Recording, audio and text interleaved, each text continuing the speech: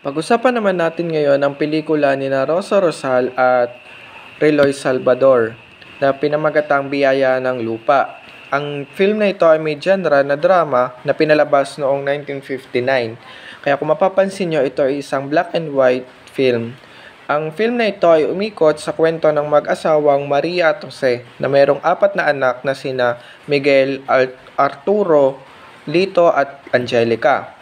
Sila ay isang masayang pamilya, ngunit nung pumasok sa buhay nila si Bruno na manliligaw ng pamangkin ni Jose, ay nagkaroon ng kaguluhan sa kanilang buhay. At ang pinakamalalang kaguluhang ginawa ni Bruno sa kanilang buhay ang paghahasa kay Angelica.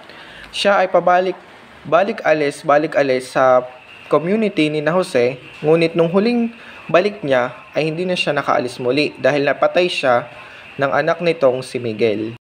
Mukhang hanggang ngayon ay galit ka pa sa akin. Aba, hindi naman ako galit sa'yo.